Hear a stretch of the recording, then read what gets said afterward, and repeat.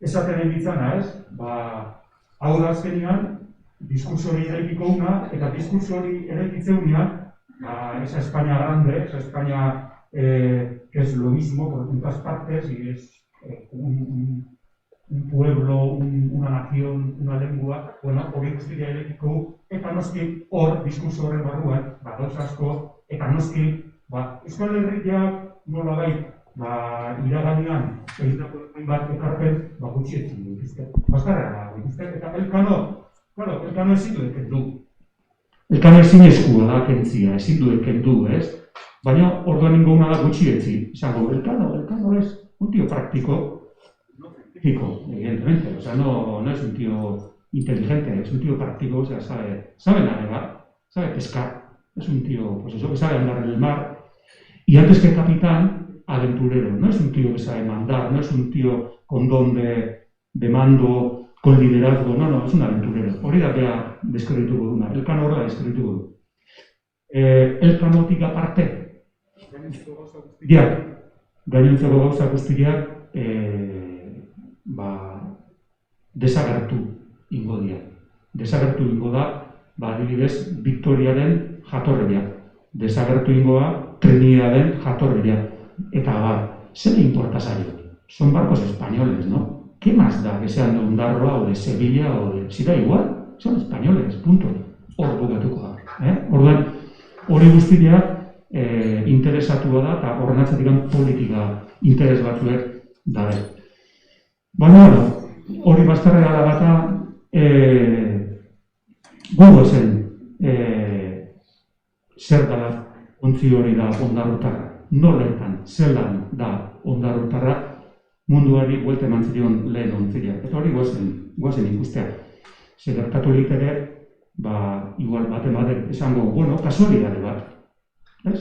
Kasualidade bat. Agian kasualidade bat izan zen. Igual kasualidade bat zan bezala, Elkano euskalduna izatea. Munduari buelta eman zion lehen gizona euskalduna izatea, igual zen kasualidade bat, ez da Magaian ez ilintzan. Eta ez dakizen ilintzan. Agustia biltzian, azkenean, el último pelado que quedó vivo, pues era vasco y terminó la vuelta al mundo.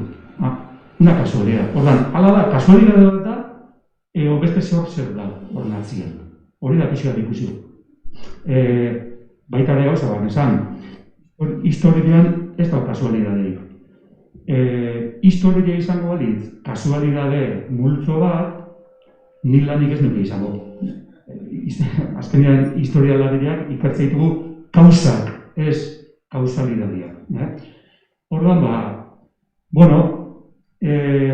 bai aitatu behar da,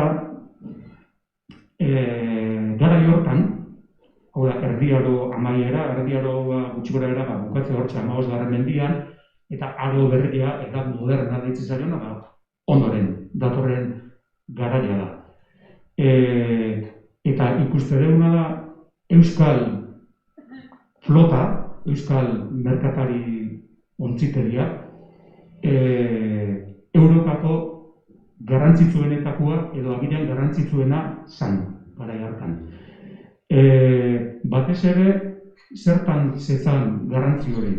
Flota horrek nolabait monopolizatua zeukan ez absolutuki, ez erabat, baina bai neurri handi batian bere eskuzion, flota horren eskuzion, Mediterraneoa eta Europa iparraldeko herrialdeen arteko merkataritza harremana. Euskal ontzi horiek zuten bere esku.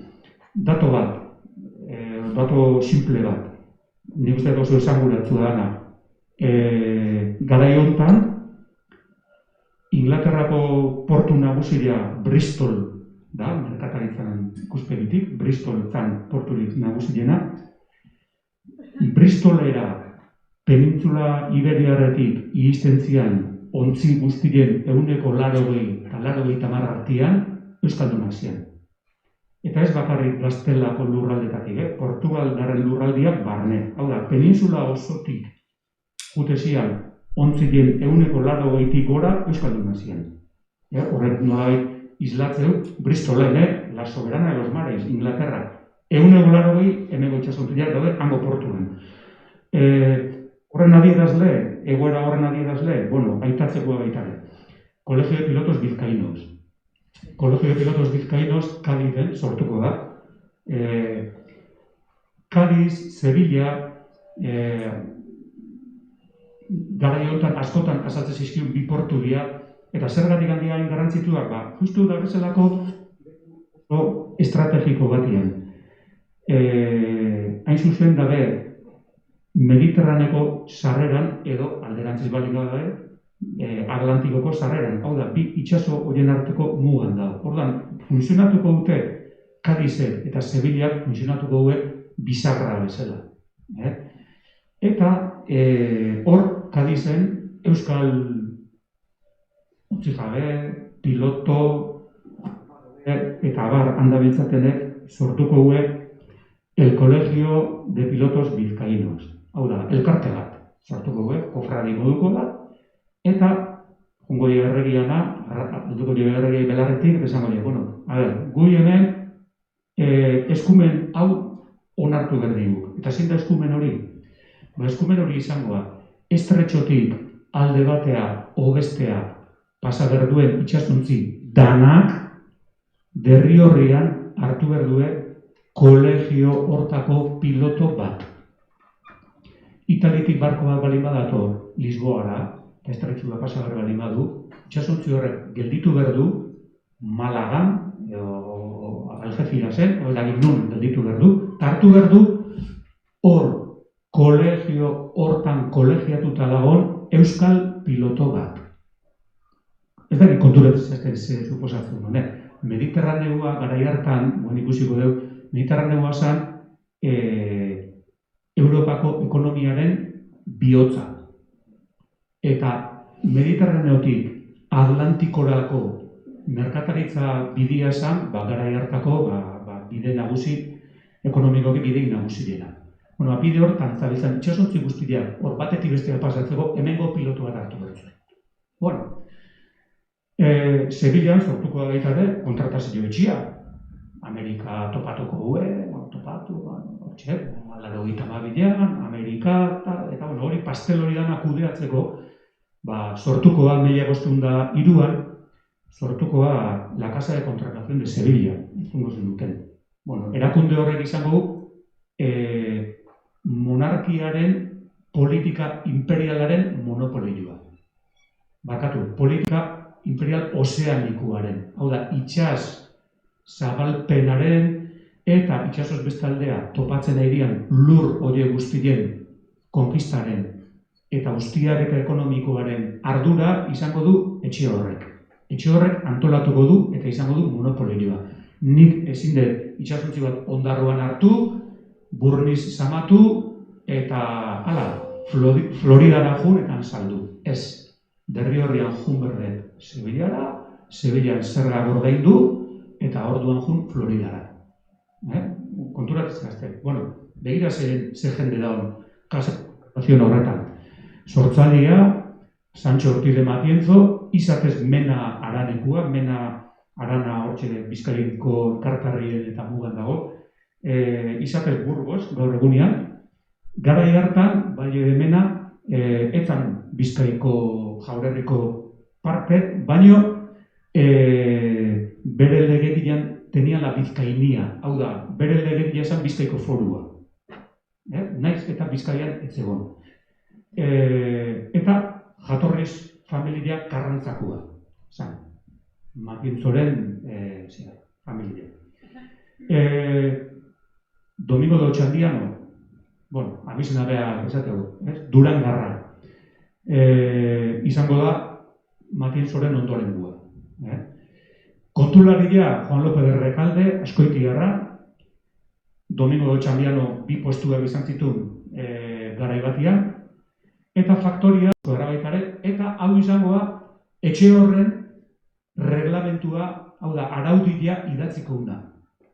Etxe horrek monopolio eduki berdula, zerga kobratu berditula, itxasontzi guztia gandikan pasa berduela, hori guztia idatziko una izangoa ordiziko tipo bat. Pentsatu lehik zuen bezala, jende honek, abelana, merkataria, gareatan ezan korrupzioa gaur egunean ulertzen dugun bezala, gaur egunean, haziendako ministrua, balin badaka ez da bizte enpresa, esaten dugu, hori korrupzioa egiten ari da. Garai honetan ez. Garai honetan horiek ben negozio partikularra dituzte, eta gero aparte dituzte administrazioarentzako lan horiek. Pentsatuko dezuten bezala, zati handi bat, zuzenian, eta legez. Orduan, eta hor ikustegi azkenean, ze interes dabezen, zer dabezen kontratazioko, zebeiako kontratazio etxe horren atzien ze interes dabezen, evidentia handia. Pixkat adiera zietena, ez? Hor jarri dutola nolabait markatu ditut portu nagusiak, euskal itxasontziak, batea eta bestea ibiltzean portu nagusiak, Mediterraneo aldeko portuak, bestetik hasi Tarifatik eta hortxe iparraldeko itxasoa arteko portu nagusiak, artean, noski, Sevilla, Cádiz, Sanlúcar, bi mundu horien arteko bizarra moduko hori, ez? Hor mapa horretan garbi ikusten da leku estrategiko hori, ez? Egia da, denbora asko ikistak hau, baino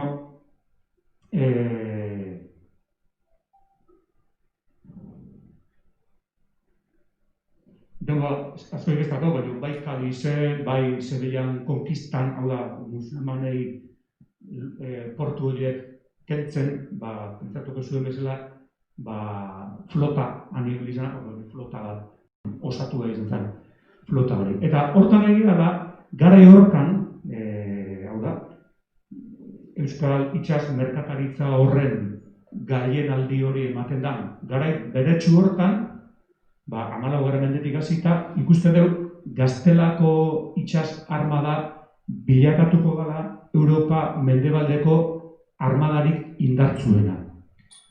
Hor da bezue, batetik zer gertatzea, Frantziria nola 100 urtetako gerra hortan murgilduta dago, Frantziria militarki ez du pisu hondirik izango, Portugal Gaztelak garaituko du 5 gudalditan, 5 itxas gudalditan bakoitzean eurra emango zaio Portugalei, Aragoa ere berdin, eurra emango joe, Inglaterrare berdin, La Rocheleko batalian txikituko dute Inglaterrako armada, eta hau da egoera.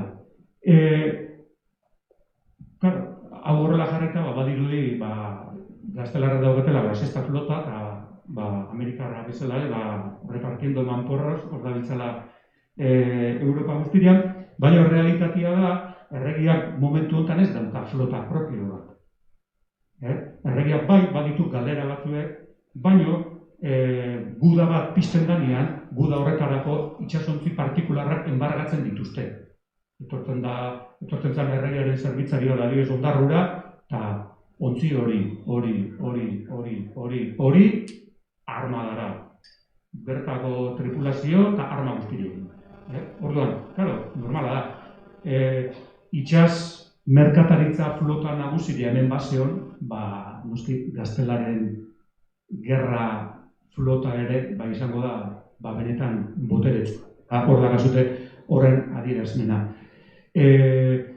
Azkenean jarri Gaztelako guda zibil hortan, badakizute hor bi erregina izan ez zutela galkarren kontra jarruntziala duan. Enrique Laugarrena hiltzanean, araba bat utzizun Juana la Beltraneja deizesariona. Eta bere arreba Isabela Katolika ditzedana. Bitu ere adierazgarria dira, bat Isabel la Katolika eta bestia Juana la Beltraneja. Badakizute gerra zinik irabazizun, ez? Bestela izango zen Isabel la Beltraneja y Juana la Katolika. Pentsatuko zuen bezala. Orduan, hortan, Juana la Beltraneja eskonduta zegoen Portugalko erregian semiakin.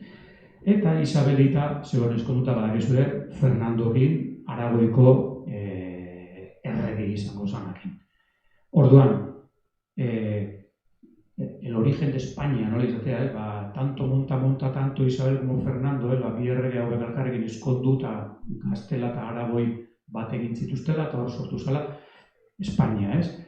Bueno, konturatzen baina gerra hontan bi aukeran arteko gerra bat ematen da. Hau da, formazio politiko hori ze izango da?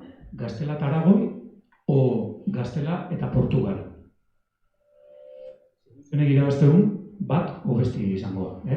Bueno, gerra hori bukatukoa alkaso asko hitzarmenir eta hitzarmen horretan nolabait banatu ingoue mundua bi herrialde hauen artean banatu ingoue mundua eta esarreko guena da, bueno, Portugalek bere esku ditun lurralde batzuek izango dira Portugalentzako eta beste batzuek izango dira Gaztelantzako. Baina hori guen ikusiko zuen mapa horietan. Gauza da, momentu hortan hau gertatzen ari den bitarte honetan, Europan beste fenomeno bat ari da gertatzen. Eta da, mendetan zehar, erdiaroan zehar, ekialde urruneko luxuzko produktuak, zeta, espeziak, portzelana, jadea, eta bar. Eta baita ere, Afrika barnealdetik zetozenak, batez ere urria, marfila eta beltzak, esklabuak. Hori guztiak, karabanen bitartez eta arabiarren bidetatikan, hori guztiak egiztezian Mediterraneora. Hor konturatuko zate zergatik Mediterraneoak zeukan garrantzi hori. Egizten zian Mediterraneora batez ere zian genovesak eta veneziarrak produktu horiek Europara eramaten zituztenak. Eta hor sartukoa Euskal Flota hori, leheno aitatu den Euskal Flota hori, justu bere kokagunea hemen izango dutena, zergatik Euskal Flota hori hasikoa portu hauetatik zuzenian produktuak Atlantiar kostaldera eramaten. Eta badakizuten bezala, garai hartan entzun autopistai eta kotxerik ez, eta askoz egareztiri osan lehorrez merkataritza egitea itxasoz baino. Eta hor, azkenean, Euskaldunak gailenduko dira, Euskaldunen flota hor gailenduko da. Eta azkenean, veneziarrak eta genoarrak ekarriko dituzte bertara produktuak, baina Euskaldunek banatuko dituzte Europan zehar. Baina bide buskatzen hasikoa. Bideo buskatzen hasikoa zer, turkoak, otomandarrak, poliki-polik ziko dira lurralde hauek, tartian hau gelditu itea, jungoia poliki-poliki jabetzen, hemen kolore lilaz eta berdez markatuta da bezen alde hauek dia urte garai desberdinetan turkoek eskuratutako lurraldiak. Eta turkoak ikusten badizute eskuratuko dituzte hain zuzen Europara iristen dian portu horiek, produktu horiek iristen dian portu horietaz jabetuko dira, bai Afrikan eta bai Asian. Orduan, poliki-poliki, garai hontan, 15. mende bukaera hor, Euskaldunak nagusi dian bitartean Mediterraneoko erdiarotikan indarrian zeon sistema nolabait hankaz gora jartzen hasikoa. Hau da, goe. Eta Portugaldarrak egoera hortan batetikan turkoak esan bezala aidiala Mediterraneoaz jabetzen. Eta bestetikan Euskaldun txerri horiek ez digutela guzten estretxoz beste aldea merkataritza egiten, orduan Portugaldarrak beste erremedioik ganezian hasikoia Afrikan hegoaldea eta ikusten dituzte urtiak. Poliki-poliki geota hegoaldero jungo dira Afrikatikan zetozen aberastasun horien bila, urria, marrafila eta bat egitxiko dira azkenean ikusten zuten horreak esateko ez, lamina de oro. 1971an. Hor, iritsiko dira Gineako golkora, eta hortik ateratzen zen urria Europarako bidia. Egoera hortan, sortuko da lehen aitatu izueten gerra hori, Alkaso asko tratatuan konponduko da, entre la Isabelita y la Juana. Bueno, tratatu horren arabera, Espainiak eta Portugalek ordura arte topatutako lurraldiak banatu egingo dituzte. Kanarias izango da Gaztelantzako, baina beste guztiak izango dira Portugalentzako. Eta hemendik aurrera topatzen dian lurralde guztiak gainea izango dira Portugalentzako, ez Gaztelantzako. Bueno, hau horrela, hori lortuta Portugaldarrak aurrea jarraituko dute beren aurkikuntzekin. Konturatzen bazazte, urtiak aurrera dihoazela, geota egualdero, eta azkenian, 1988an iristegia Afrikako ego-muturrera, esperantza honeko lur-muturrera. Bitu, fetxa, 1988.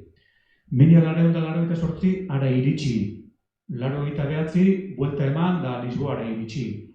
90 notizia iristen da Gaztelako gortera. Ostras, kasualidadia da 92an Gaztelako herriak ordaintzen dula bidai bat aberbestaldetik Asiara. Enean, konturatzen bazeazte, esperantza honeko lurmuturra topatu duela zuzenian Asiara juteko bidia Mediterraneoko bide hori atzetik buelta eman da. Eta mundua borobila balin bada, teorian ala omentzan, borobila omen da, orduan hemendik jutia balin bada, beste aldeak digane jutia erangoa da. Orduan bialduko gube kolon, eta kolon iritsiko da 92an Antillatara. Eta orduan berriz gatazka bi erreinuan artean, eta sinatuko gube akordio berri bat, Tordesillas-ko tratatua, 1994an, da horren arabera, Kabo Berdetik 370 leguatara bi estatuen arteko muga jarriko da. Portugal eta Espainian arteko muga. Horregatik Brasil, Portugalen eskutan geldituko da. Hau da testuinguru orokorra munduan ematen dira, hemen dituzue hainbat espedizio egingo dituztena, konturatzen ganean Amerika ez dela Asia, ostras, nola iritsi behar deu espezieen lurrera, nola iritsi behar deu zedaren lurralde horietara, hainbat espedizio antolatuko dituzte bide horren bila, eta Elkano Magallanes izango da beste bat. Pasada hori bilatzeko beste bide bat izango da, o beste espedizio bat izango da. Egoera honetan, ondarruak zer? Ikusi dugu, Augustia eta ondarruan papera zein da, ze pintatze du egoera honetan ondarruak. Nik hitzaldi hau iteko, pixkat ibilin dokumentuak eta behitzen, eta gauzak behitzen, eta ekarretut hainbat datu, eta batez ere ekarretut, izan pila bat ekarretut, pixkat adierazteko, eta baikare importanti iruditzen zitzaitelako izenak jartzia, datuak jartzia ikusteko Santa Maria hori, jungo dana, estretxo horren bila, eta jungo dana Moluketara, eta azkenean bukatuko duna, mundu eguelte ematen, ez dela kasualidade bat ondarrutarra izatea. Eta aurreneko kontua bitu, gastronomiaren pixua. Gastronomia, askotan aitatze horian, gastronomia iruditzen egu dela, ondo jatia, jundela ize restaurantetan, eta argi tripa batetzia. Gastronomia da berez, giza elikadurak bermatzeko berdan guztia, hori da gastronomia. Eta, gure Euskal Herria Atlantiarra hau da, etzan benetan egokia bertzan janari ekoizteko, gure klima ez da mediterraneoko klima, eta garileak eta etzian beste lekutan behizin ondo ematen, eta orduan arazo bat zeon, hau da, kanpotik egarri bertzan. Bertan ez ginean gai bergendun guztia ekoizteko. Honek ekarreko du, beste gauza bat, horren ordaine, nik garilea kanpoan erosi berbaet, sosarekin erosi berko gari hori, orduan hori erosteko beste jarduera batzuek garatuko dira. Garatuko dira, tanok ezagutzen ditugun burdingintza, burdinolak, balearrantza, ontzigintza, eta hau da bat, itxas jarduerak eta jarduera industrialak garatuko dira. Eta gastronomiakin nahi gehala, nik nahi nuen aipatu baitare, ze askotan bastarreala gatzaitugu eta ez da zuzena eta hasi behar dago zaila gandaregatzen, batez ere emakumeen papera. Ikuste dugu, garai aldetan, batez ere emakumeak parte hartze zuzena izango dutela jangarri negoziotan. Jateko dian negoziotan emakumeak papela handia izango dute. Eta ez naiz egiten, otar hartuta konpra egitea jute gala aldameneko den da, naiz, hortaz egiten naiz, nazioarteko merkataritzaz, eta egiten naiz, komerzial por mayor, naiz egiten dozena bat arrautz, eta pakete bat erostea jundial aldameneko den da. Ez. Karo, zer gertatzea, nola jangarri horiek, esan dugun bezala, horiek erosteko burnila saldu berban, batez ere, ikusten ditugu emakume horiek askotan burnila saltzen eta garrile erosten.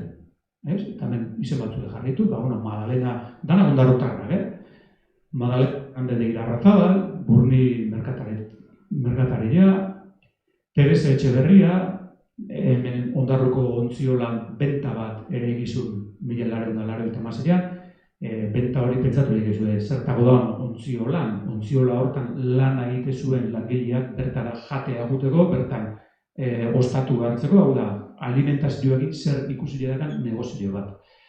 Maria Beltrán de Andonegi, baita ere Burnila, Teresa de Arizmendi, hau berriz, emakume honen diru ezagan, eta honek egitezun, beha jardunbiaren merkataritzan, beste batzuei dirua prestatzen ziren, jangarri negozio horietan jarruteko.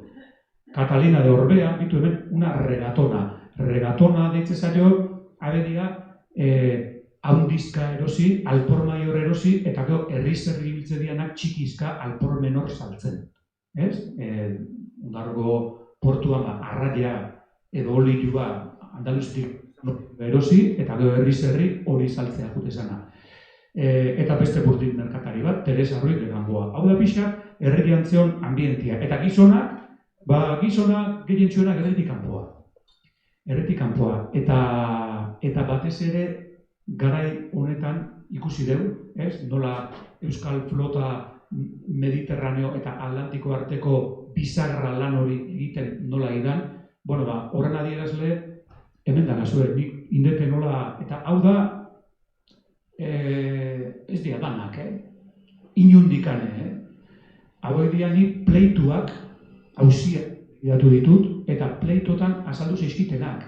Hau da, ez da informazio kontable bat, ez da informazio fiskal bat, danak daudezela. Ez ez, badira batzuek. Eta nik topatu ditut, 1965 eta 1550 artean topatu ditut 33 ontzi jabe. Ondarruan. 75 urtetan daude 35 ontzi jabe, batzuek ikuste dizuenea meli berdinekoak dira, linajiak osatzen dituzte, adibidez apailuatarrak, atagurendarrak, eta bar, eta azten bagea behitzen hauek ze jarduera egite dituen, ikusi besteik ez da. Galizira, Sardinia eta Ardobila. Apailua, gure apailua, Kadizen eta Londresera merkataritzan jardutea. Beste apailua bat, Santa Clara Galeoriakin, Malagara eta Valentzira. Beste apailua bat, Madalena Naoarekin Terrano gara. Teresa Arizmendi, ontzi jabia. Juan López Astigarribia, ontzi jabia. Beste Oasterrika, ontzi jabia. Bakarrik handakit, ontzi jabia, ontzi batzuk gatela, ez dakit zertan. Bai, basutela ontzila. Ontzila hemen jarraituten adia, merkataritzan dabiltzatenak, ez dira txibitan dabiltzan batelak, hau dira, naos, o galeones, o pinazas zabras, merkataritzan, nazioarteko merkataritzan dabiltzan ontzila. Ataguren, Flandriara, bi nao izan zituen honek, eta Flandriara, betare, salerosketan. Barañon, Londresea, beste ataguren hori, Ameriketan Veracruzen hiltzan, eta baitaren nago baten jabia, Siciliara, Mediterraneora, Alicante eta Flandriara, Hamburgo, Flandria, beste batek ere ekiteu, ikustezue zertan dabiltzan ondarrutara. Dabiltza iparralde hortan eta dabiltza Mediterraneoan. Beitu, hortu nahi baina dira Razabal, Triga nahoarekin Flandria, Irlanda, Lisboa eta Andaluzia artean. Likonatarra gaur ikustezue, lau azaltze zeizki, hor dazkazue, Calabria, Nápoles, Rodas, Setúbal, Londres, Bristol, Cartagena, Flandria, Venezia, Mediterraneoa, Flandria, Inglaterra, Sevilla, Cádiz, Alicante, Livorno, Nápoles, Palermo, Messina, Málaga, Calabria, Nápoles, Rodas, hor dabiltza ondarrutarrak. Orduan ikusten dezute, apailua, horra saldu da, apailua da hauetako bat. Ez da kasualitate hori. Kasualitatea, ez. Ikusten dezute, ez? Ondarrun jartzen, hortatik aparte, baita ere bat zeuden, behar ontzi jabe izan gabe, ondarruko beste ontzi batzutan, ontzi maixu, ontzi buru egiten zutenak, hor baitatu dituz beste pare bat, hemengo lanbide hortan jarroten zianak. Mundua gatazkatua esan, garai hartan. Goi gaur egunean, ez dakit, gugan kotxea junte, ikusten badu, kristala puskatu digutela kotxean, udaltzen gogea eta denuntzi bat jarriko du. Kotxean kristala puskatu digute, o errubera zulatu digute. Garai hontan, zu itxaskoan zua zen, entortzik, korsario etzairen bat, eta erasotzen bazizun, bakizu, zein bertzen nuen. Ez zegoen aguazilik, ez zegoen poliziarik, ez zegoen ezen. Zuk eraman bertzen ditun kainoiak, zuk eraman bertzen ditun arkabusak, eta eman berreko guztiak, egurra emateko, eta orduan, ikuste dugu, askotan, hauek, lapurtuak izan dakuak, ni itxasontzi bat egin banijua, eta etortzen zaizkit ingles batzuek, eta eraso egiten diate, eta itxasontzia lapurtu egiten diate. Orduan zegiten. Erregiana jute naiz, eskatzen jo, erregi horrei, baimen bat emateko, karta de represalia, deitzen zaio, eman diazu baimen bat, jak nahi ontzia lapurtu jaten, nik ingelesei gerra egiteko baimena eman. Erregiak ematen zuen, baimena, korsoa edo gerra egiteko baimen partikularra. Orduan, ditugu ondarrutarrak, ordazkazue, Frantziaren aurka, eta horrek ditugu, nola dabiltzan togean, merkataritzan dabiltzan togean, nola badoketen papelito hori, salbakonduto hori patrekia, aukera ikuste duten bakoitzean, koño, nahi egurra ematen aukera zarau. Paperatea, ontzile harrapatu eta itxea. Orduan, hori guztitu zuen nola dabiltzan. Baita ere, honek atiak zabalduko ditu baita ere, menkabliak gaztu naiz, horrek, noski, armeta jardute horrek, zabalduko ditu baita ere, itxas armadan ere, hortxe, jardutea. Normala, azkenean, dirua irabazte merkataritzan, diru irabazte korsoan, baina gainetik nahi dut entxufia. Nire kriston entxufe bat. Orduan nola lortu gara kriston entxufe bat? Erregiaren zerbitzura lanian jardut da. Erregiaren zerbitzura lanian jarduteko, garai hartan erregiak ematen zituen baimenak. Hau da, zu erregien zerbitzura ibalin bazinean, ematen zizuen papelito bat, eta papelito horren arabera ez zin zergaik ordaindu behar. Ez zizuen inorregin itxasontzi hori embargatuko, etzan inongo jaunikan etorriko zui hortzak erakustea, jo estudiat el servizio del rey. Ostras, akudarraz. Orduan, ikusten dugu, nola, zerbitzura, hainbat ondarrutak, ben ontzileakin, nola ibiliko dira. Baita ere, esan behar da, batzutan gogoz, eta beste batzutan gogoz kontra.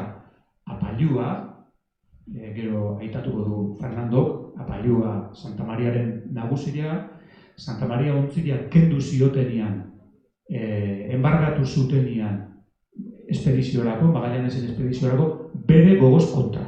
Eta dokumentuan ala jartzen du, en contra de mi voluntad me lo habéis embargado. Orduan, garbi dago, zure etortu zaizu erregia, eta itxasontziak kendu iteizu. Orduan, jartzea bere alde, ontzi gabe gatzea. Orduan, horrela esan mundua gara hartan. Bueno, esan dugu, garraio lanetan ibiltzeziala, ez? Hortxe ben ontzilekin, batetik besteak gauzak eramaten, baina ez ziren transportista, ez ziren garraialari bakarra, bere bai. Batetik Baska Bondarruan, merkatari gultzak, itxasontzi jabietak merkatari diana. Hau da, beste itxasontzi batzuek kontratatzen dituztenak merkataritzarako, hor aitatuta dauden bi horiek. Baina asko dia aldi berian ontzi jabe eta merkatari. Hemen, bigarrengo talde dabezenak, abedanak aurreneko taldean zeuden, 33ko talde hortan, hau da, ontzi jabiak dira, eta ben ontzila egin dabiltza transporti egiten, baino aldi berian merkataria dira. Hau da, danea ematerio. Ez dira bakarren jarduera batien jarruten, baizik eta aldik eta jarduera gehienetan. Eta adibide bat jartzearren, pixkat ikusteko nola izango zen garai hartako Ondarruko negozio gizon ontzi jabe merkatari baten eredu bat, modelo bat, adibide bat jarri zuet, informazio gehiena berari buruz topatu dut, eta agian etzan garrantzitsuenak izango, ez dakit, hori ikusi beharko litzake, baina hemen daukau Martínez de Careaga, kapitaina, eta ikusten dugu 1520an ontzi baten jabia dela, garraioan dabilen ontzi baten jabia. Urte hortan bertan, ontzi hori erregeren zerbitzura ibili izan. Ez dakigu gogoz edo gogoz kontra, baina erregeren zerbitzura. Urrengo urtean, garraioan egizela, Korsikan, frantsesek itxasontzilea atzebantzi duten. Eta, baita ere, merkataritzan jarroten zu, Bilbon merkataritza gaiak saltzen, hau da, Ondarrura ekartzen zituen gauzak, gero Bilbon saltzen zituen, eta hala saltzen da 1526an.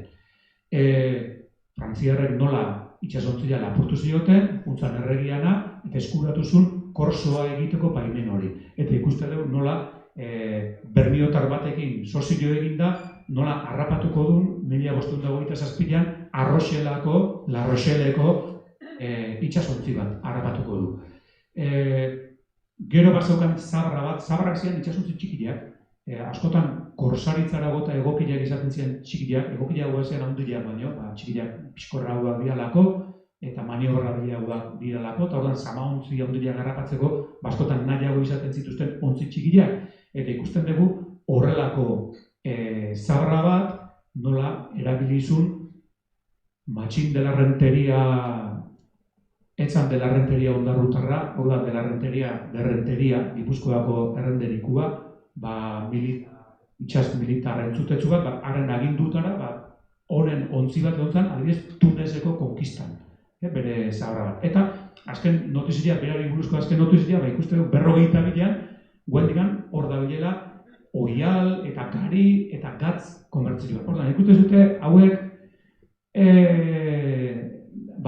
todo por la patrika. Horrela da, ez? Gero, claro, hau, Cánovas del Castillo eta honei esaldi horrek emango dioet esango duen todo por la patria, esango duen pues, al servicio de España y la grandeza del imperio y no sé qué cuánto, ez. Hauek azkenean patrika lo hitz. Eta bueno, errege baten alde eta bestela baten alde. Lo que haga falta. Azkenean gauza da negozioak egitea. Eta hori izan gara hartako mundua. Ontzigintza, pixkat ikusi dugu ez, ze testu inguru ekonomiko zegon Ondarruan. Ikusi dugu, gutxi gora bera, 33 ontzi jaberen lista bat presentatu izuet, ez da inolaz ere lista definitiboa, ni pala letxe, da nik indeten lista bat, segurazki hori baino asko gehiago dira. Horrez ez nahi du. jende horren berritu itxasontziak ere ikin berria da. Eta ere egiten 10 naka itxasontzi, egurrezkoak, eta egurra basotik anateatzea, eta aritzezkoak zian, eta aritza ez da marrutien azten, garai hartan, esatezan, Pakeun Roblesten sazon, hau da, erabilgarri, 60 bat urte bertzitun aritz horrek, hori ez da bapatien sortzen. Ruan, ontzi asko ere egiziala, batzuek gainea kanporako ere bai, ez? Herrian bertzian abakarri, bezikan da herretikan kanpoa saldu ere egiten dituzte, eta horiekin batea, egintzak beste produktoen lanketan ere jende espezializatua segon ondarruan, hau da, sokak, belak, poleak, eta abar, egiten zituztenak itxasontzitarako. Orduan ikuste dut, zehola, esan nuke, sektore nabal, ontzigintza sektore potente bat ondarruan. Karo, zer gertatukoa? Honek ekarreko du, pentsatuko zuen bezala, arazoa ekarreko du, batez ere, 1530 garen hamarkadatik aurrera. Gutxi gara bera, 1535 garen urtetik aurrera, oso kuriosua da, ordura arte ez da hori azaltzen dokumentutan, baina 35-etik aurrera, poliki ikuste deu arazoak dituztela hemen berdan egurra lortzeko. Itxasontziak ere ekin nahi dituztenak, zailtasunak dituzte, eta horre ikuste dugu, batzuek kanpora botegiala, itxasontziak ere ekitzea ez dituztela ondarroan bertan ere ekiko. Baina esati izuete, 1535-etik aurrera, ez lehenago, ondoren. Eta horre ikuste ditugu, Zumaira juten batzuek, Debara juten diala, itxasontziak ere ekitzea, beste batzuekin goguena da, egurra kanpotik ekarri, bertan hemen itxasontziak ere ekitzeko, eta baita ere ikuste du bertako ontzigile batzuek ere, ondarrotik kanpoa ibiliko diala ontzileak ere egitzen. Honek guztiak ekonomikoki esan nahi nabarran eman dauka. Alegia, askoz egareztio bertan. Bai, erretik ere ekido. Herrian bertan ere ikigerrian, herretik kanpo ere egitzen bali bada, asko ze garezteko da. Noski, alkilatu berretuzu ontziolak, alkilatu berretuzu langileentzako tokiak, erosi berdezu egurra ezagutzen ez dezun jendiari. Orduan, horre suposatzen du, 1530 urtetik aurrera, nolabait egoera hau, ikusi duen egoera hau, aldatzen ingo dela. Giota, zailagoa egingo dela ondarrua. Baina, bitarte hortan, ikusi ez dute, benetan leku garrantzitsua izan zela. Eta horren adierazle, nik uste aipatzeko bat da, nola, esan duguna, zeon langile espezializatuak, zeuden ontzigile famatuak ere, zeuden ondarruak. Langile espezializatuak, adibidez, horrela hau da, hemen itxasontziak ere egitzean, baina itxasontzioetan bertzian kordeleriak ez zituzten kanpotik eskatzen, erretian bertan egiten zituzten, eta bat zeuden horretan espezializatziera. Oleak bilia bere bat zeuden. Eta agilean, ontzigileen artean nola famatuenetako bat, izango da Juan de Ubilla, Juan de Ubilla honek bertako itxasontziak ere egitziaz gain, kanporako ere erekiko ditu. Hau da, kanpotik etorriko dira, Ubillaren bila, haizu, erekizuk guri itxasontzi bat, eta beste, baina, aukeratzeko aukera dakaten jendia, beste, ikusten dugu, 1534an, ere egizun nago bat, ziortzako, zelarruzako, kolegiatako, abadearentzako. Horrek, boteria zakan eta aukera zakan, anago hemen, aukeratzeko eta ere egitzeko untzila. Erekiko du honek. Eta bar, eta egiko dituko erretik kanpoa, mutrikulako erekiko du Debara deituko dute, Deban ontzikilik ez balego bezala, Debatik deituko dute gizon hau, ara junte dira itxasontziak ere egitzeko. Horrek adierazten du, benetan zela gizon garrantzitsu bat, benetan bere diseinuak aproposak zia da. Eta ia pixkat zentratzen kingo gara nahu barekin, Bueno, Santa Maria nagoa, 85 tonako ontzi bat. Pena da, lista hau, nik ez dut lortu Bizkaiko lista bat edukitzia. Gipuzkoakoa daukadan bezala. Baina, bueno, gutxi gora berako bat, ideia bat egin dezagun, Gipuzkoa eta Bizkaia momentu hortan, dabiltza buruz buru, dabiltza bilak, esan ditugun. Eskerrik asko. Esan ditugun jarduera horietan, dabiltza buruz buru, eta, bueno, nik uste Gipuzkoako lista hau adierazgarria izan lehike pixkat ulertzeko Santa Maria hori nun kokatu behar dugu. Ze motatako ontzila esan. Ikusten bai zute, bueno, hemen badago baita ere 1572ko datua, baina, bueno, honei ez dugu kasuri gehingo, guazen honera, 1524. Gipuzkoan zeuden 81 ontzi. Bizkaia gutxi gora bera, beste egin beste, edo gehiago, egon gozian. Ikusten bali badu tonelagia, ikusten dezute ontzirik gehiena, 200 tonatik berakoak dira. 200 tonatik gorakoak 14 bakarrik dira. 117. Getientsuenak, ontzi getientsuenak, hortxe 100 eta 200 tona artekoak dira. 145, ia erdiak. Ontzien ia erdiak, zian 100 eta 200 artekoak. Eta ondoren, kopuru handiena, laurdena, 125, zian 60 eta 89 tona artekoak. Gure Santa Maria hor kokatu goritzake. 25 hortan, laurden hortan. Ikusten bai zute, dia ontzi txikiak. Neurriz ontzi txikiak dira. Ez dira ontzi handiak. Ideia bat egin dezagun. Albaolan eraikitzen diren itxasontzi hori, eta igual ikusiko zen duten, edo aukera izango zen duten, baina hau egitatzen den, aukera gazutelako baita ere interneten sartuta egiratzeko ikusteko dimensioak, ikusteko zertaz egian hitz egiten. Albaolan dagoen ontzi hori 200 tonatik gorakoa da. 240 tona edo 250 edo ditu. Orduan, konturatu zaitezte, ehuneko handi bat, hortik berako ontzileak dira. Orduan dira, ontzi txikiak, eta ontzi txiki horiek izango dira hain zuzen Europan nagusituko dianak. Egiten dutelako merkatak... Alkatxo bagizte egiten. Bueno, merkataritza egiten dutelako, handiak baino merki egiten dutelako. Zergatik, handi horiek, normalian, tripulazio gehiago bertzuten, seguruak asko zegareztiria gozian, maniobrak, ontzien maniobrak, portutara sartzeko, portu bakoitzea sartzeko primak, ordaindu bertzean primak garestitu egiten zian, azkenean ontzi txikiek egiten zituzten uretorriak erresago, eta portutako seguruak asko ze merkiago zian. Merkiago zian, ontzi txikiak handia, baino, eta horiek dira, ontzi mota horiek dira, ondarruan ikusi ditugun ontzi horiek getientsuenak dira, hortxe, 100, media jarriko genuke, 100 tonako ontzilea, 100 tonako neurri hautenak.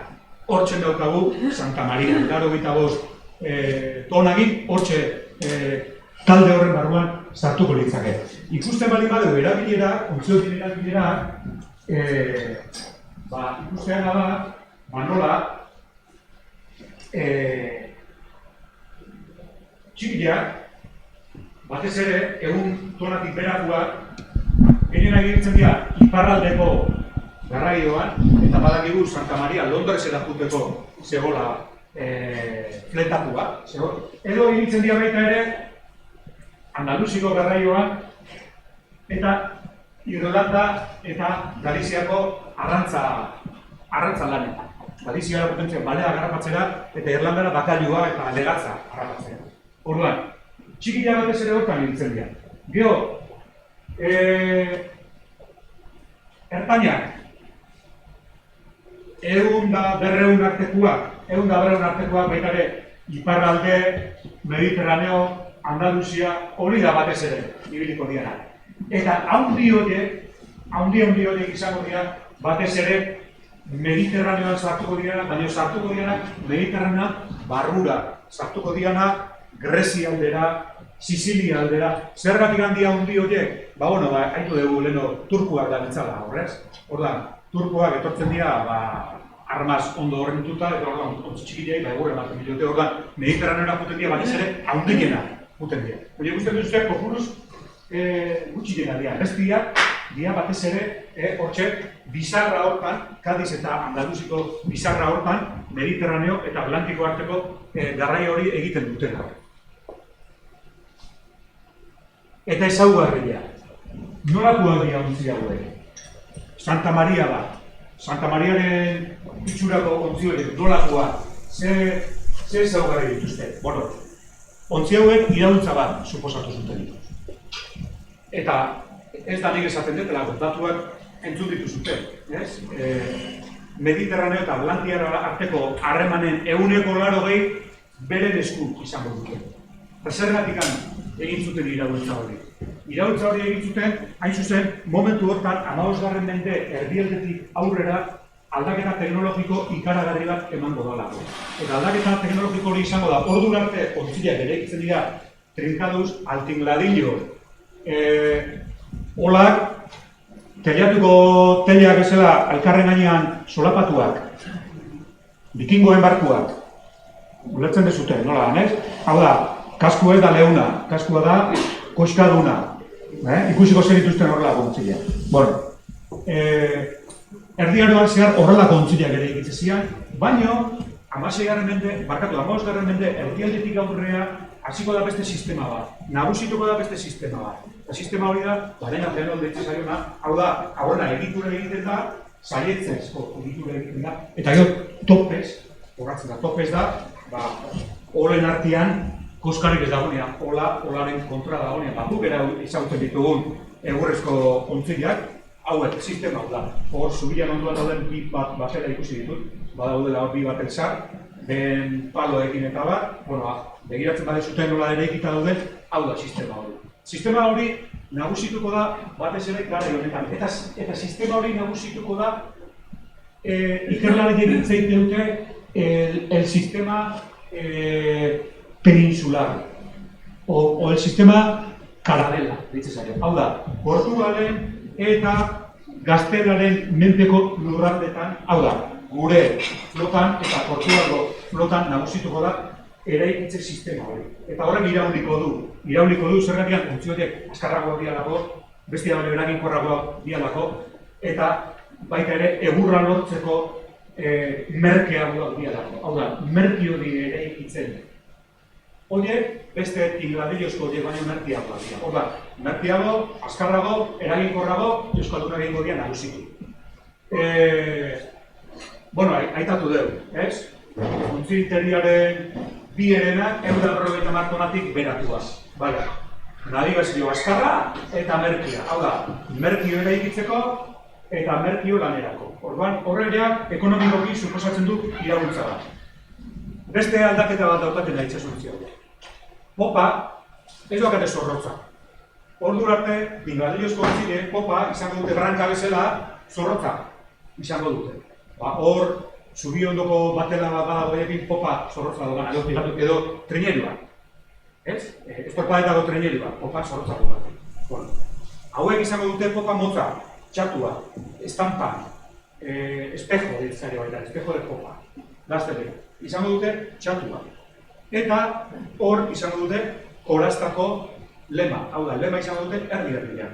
Eta sistema horrek egokileagua da haizearekin nabigatzeko, arraunian egiteko, nunbait, popa zorrotza egokileagua da, baina haizearekin egiteko egokileagua da popa txatua edo popa motza izatea. Eta hori da beste berrikuntza bat itxasontzi hauek ekarriko dutena. Badituzte, bi gaztelu edo tximini, euskal dokumentutan ditzakeo tximinia, tiene chimenea, edo tiene chiminia, hartzeu, aproa ia popa. Hau da, bi gaztelu, bi dorre moduko dituzte, brankan eta popan, eta ziurretik gaina, hoi bai daude tingladilloz entablauta. Ez kaskoaren forrua bezala, baizik eta hor bai, hori nola ez dan beti urpian egoten, hori nola guzti lehorrean egoten da, euskitan badakizute egurrezko ontzile izirretatzen zailo, ez dakit zuen nola ditzen diozute. Gu, zautzen ditzen diogu, olagiri ditzen dianean, arrandu egiten dira. Orduan, ez arrantzeko, tingladillo eta ez da arrantzen. Orduan, segurazki tingladilloz eraikita zituzten, kubierta bakarra dute, adibidez, leheno egitatu dudan San Juan horrek baditu bi kubierta, hauek dute kubierta bakarra, eta gaina badute kubierta popatik brankara bakarra. Eta kubierta horren gainean daude eraikita gaztelu horiek. Zergatik dakigu hori? Baditu, Elkanoren bidai horretan badaude datu oso interesantiak deskriberatzen dituztenak, hauek izan dituzten aksidentiak. Aksidentetako bat izango da Trinidad Ontzilea. Trinidad Ontziliari momentu batean ekaitz batek eramango dio brankako gaztelua. Hala, fuera, eramango dio. Eta ez da ondora juten. 40 urte beranduagoko ontzileak, hau da, Albaolan ere egitzen egian ontzileak, ontzi horreri gaztelua puskatuz gero ondora juten da. Zergatik, kubierta ez dagoelako gaztelu horren azpilen itxita. Orduan, gaztelua kentzen badegu, hortigan inundatzen da, eta ondora jungo ditzaren. Hauek ez, gaztelu eramaten dira olatu batek, eta ez da ondora juten Trinidad jarraitzen du nabiatzen. Orduan, horrek adierazten dugu kubierta bakarra zeukala, brankatik popa arteko. Batzuek diote, ontzi txiki hauetan, gaztelu horiek jarri edo kendu egin zitezkela biharraren arabera. Gerrarako jarri, ez dakiz berkataritza egiteko, kendu, urrutira juteko jarri. Jarri edo kendu egin zitezken. Batez ere, brankako tximili hori. Beste ezaugarri nagusi bat. Badakizute, itxasontzitan 3 masta nagusi izatea, masta nagusia edo maiorra, brankan trinketia, popan mesana, eta gero branka muturrian baupresa, etzana egoten den beste masta hori. Bueno, erdikoari deitzen zaio, el palo maior, masta nagusia, bueno, zergatik deitzen zaio masta nagusia. Garai honetan oraindik, benetan masta nagusia esan nagusia. Zan, masta bat besteekin konparatuta askoz ere handiagoa. Eta badirudi bai trinketa eta bai mesanak, popako beste palo horiek, baita ere jarri eta kendu eiteko mokuak ziala. Treñero zarretan eta bezala. Ikusiko zintuzten argaziliak eta egongo dira ondarroko treñero eta kaleruak jute ziala kalara arrantzea eta nola mastak jarri eta kendu egin zitezken. Berdin, bai trinketa eta bai mesanako paluak jarri edo kendu egin zitezken. Eta mesanan, gaina, batzutan bat edo bi izaten zituzten. Orduan, konparatiboki askoz ere txikiagoak zian, palo horiek eta jarri edo kendu egiten zituztela ere, badakigu, baita ere, babitu, hain zuzen, gure Santa Maria Victoria hau, bueltan datorrela, Afrikako hegoalde hori pasatzen ari dela, hor harrapatuko du ekaitz batek, eta ekaitz batek eramango dio trinketea, puskatuko dio trinketea. Berri izan dizuedana, San Juaneri trinketea arrankatuko baleio olato batek, egingo ziloken txikiziloarekin ondora jongo litzake. Zer, txikituko zizkiloke kubiertak. Kubiertak bera sartuta dagoelako. Baina gure Santa Mariari eramantzilion, trinketea eramantzilion, eta ezan puskatu.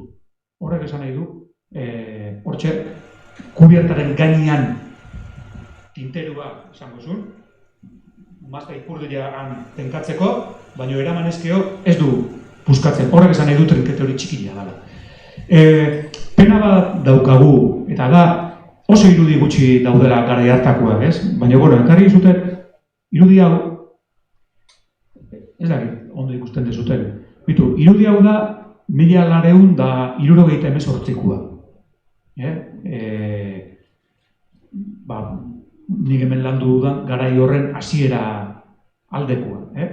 Hau Zumaian dago, Zumaiko Eleizako retablo 8 bat da, eta da, Zumaiar batek borrokaldi batean izan zuen Portugalen kontra egindako borrokaldi batian, hor garaipen bat izan zuen, eta orduan Ama Erginari agindu zion, nik hemen garaipena eskuratzen badet, jarriko dut Zumaiko elizan erretaula bat. Eta hor azaltzen da bataila horren irudikapen bat. Eta azaltzen da bere itsasontzilea, hau da, Zumaiarraren itsasontzilea oso naifa da,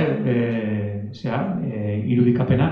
Hau da, Zumaiarraren itsasontzilea, hor bandera ikuste duzute Kastilla eta Leoneko armarria dauka, eta hauek dira portugesak, hemen daude 3 portugaldar igesi dijuaz, eta hauek dute Portugalko armarria. Hor ikusten baduzute, nabarmena da, masta nagusia, benetan masta nagusia da.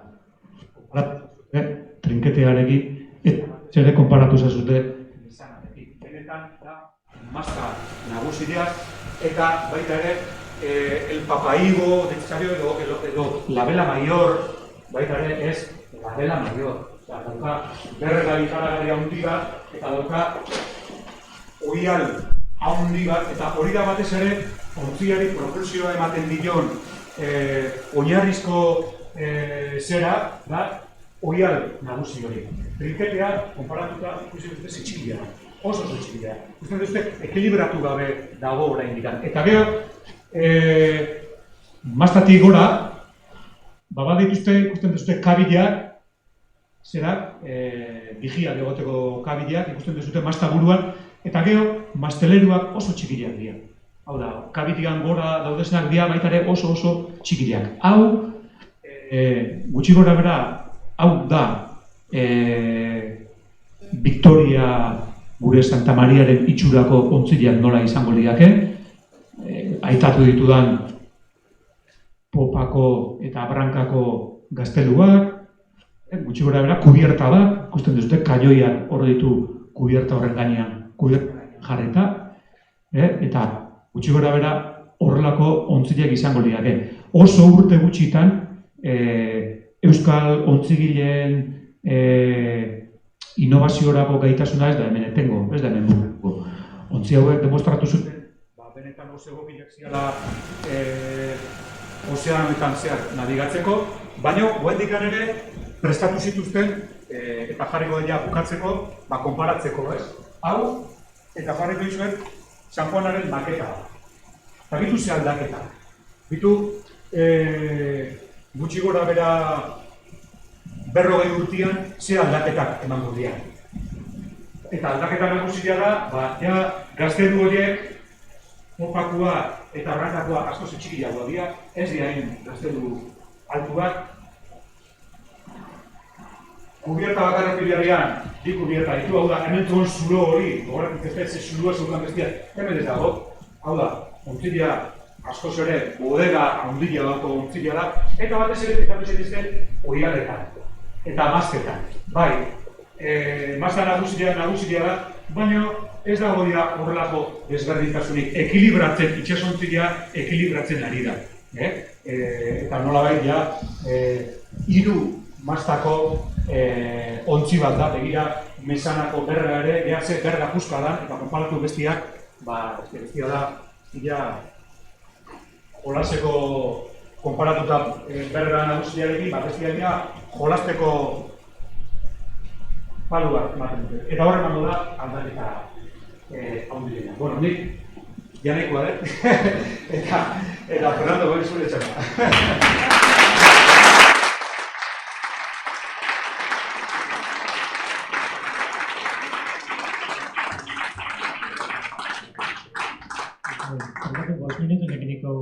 Mikrofono bat ezke honan, anapartin ipiniro ez da ondartzen, ia gotu behinken zer, 5 minutuko momentutxo bat, bale?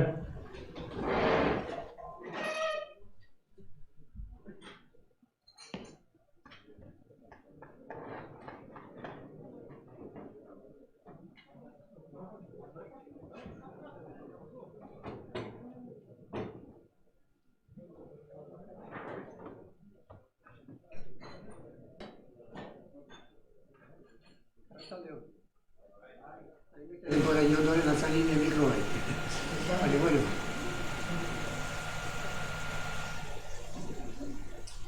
Ni mugatuko naz bakarrik, ondarru itxanera gainera, mugatuko naz bakarrik punto ditxat, bat. Eta mikrofono. Mugatuko naz gauza bitxat, punto bi bakarrik. Bata da, dokumento bat Sevillan, protokolo de Sevillan topataku, ez nik, esango, arrazoi, eta gero besti, nago Santa Maria, zimarratu da denbora Xabierrek, gero izena aldatu zena Victoria, ia nun eraiki zen. Importantzi badauka uste dut, nun eraiki zen behar jakitzea. Hau da, ikerketa berezi bat, nire nahiz aditu espedizio Magaian ez da Elkano espedizio buruz, edo Elkanei buruz, nago batuko naz bakarrik gaia Joseri, dokumento dagoena artxibo de Sevillan, aixi azpimarratzen eta esplikatzen. Hau artikulu hau idatzin eman Ondarroa urtekarixan 2014an, eta berbera, txikat esplikazio txiki eta laburri, denporatik kanpo gabiz, programa eta eguarnetik denporatik kanpo gabiz eta. Eta orduan artikulu nixena buru modu zekoaten erderaz da idatzin eman, la famosa nao Victoria que dio la vuelta al mundo fue la expedición de Magallanes y Elcano, fue propiedad de un hondarrés llamado Domingo de Apayúa, hori da, titulu buru penitzanak 2014ko urtekarixan. Banatuko errepikatuko barriro, bi gai bat hauxe dokumentu hau, pixkat zabaltzen edo argitzen edo esplikatzen, eta bigarrena, ustez, nun eraiki izan itxasontzi hori. Badakizue batzuk esaten da bena zarautzen, hori esplikazio egingo dut, eta ziur, nire takaten datukin, ondarrun egingo zen, seguru. Bueno. Badakizue, zelan garaipamen handia izan zen da, hau espedizioa bukatute ondoren, historia zaleak eta historiadoreak, hain handi Espainientzako izan zen, lorpena izan da den Xabierrek, epigrama bat, zati literatur bat, Valladolid zen ematzen arei, Elkanon Kamelixako bai, gano mundu jakitzen dugu, esaldi batean latinaz, primus circunderisti me. Zuk izan zinean, agozen bera-berraiko mundu, zu izan zinean, Elkanoi, Kamelixia gizata bai, zu izan zinean edo munduai guelti dira agozen zana. Bai, historiadorik agertzen diz, zaten que fue la primera, que sería la octava maravilla del mundo, en fin. Normala da molun, espedizio horrek, Espainientzako garaipen handia izan zen, normala da, eta gaina importantzik badauka munduai dira, lehenengo eta behin emotzi. Espedizioa bera, xalaburrin, zateko, 2019an, irainin hain zuzen be, Gosili, 2015 urten ben Sevillatik, eta 2015 oza, irurte, irainin hain zuzen be, heldu zen Nao Vitoria, heldu zen, Zaldubar de Barrameda. Badakizue, Tordesillas, tratado del famoso Tordesillas, munduz sakabanatu dizin, ze Portugal eta Espainiko agintzarixan eta erregin aginduz. Zutzako izango dago eta zutzako beste hau. Baina lehenengo espedizioi oberetzizan baino dena, 2015 hiruontzi eta bat hain zuzen bezatxe aurretixaz itxasontzi onak etxezen duela Ondarrun, la Madalena izeneko horixon erosiben Ondarrotar batei edo espedizioako egutzen Martin Ondarroa.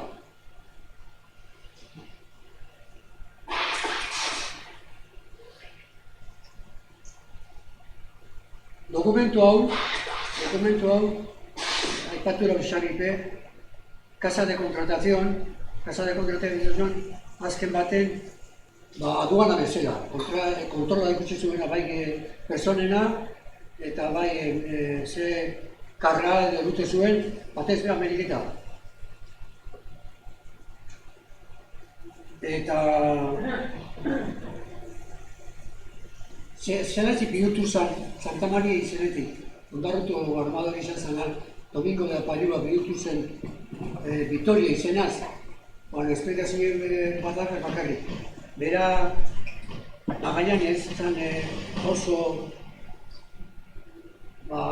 zer esango neuke, elizkizona, eta Sevillan egoan ontsa sortutako orden de menores, eta oso devoto izaten dena, zen bera, gantxegoa zen egitxa bat, kolegiata ez, konvento bat, Santa Maria de la Victoria, izeneku, horrezetxik aldatu zen.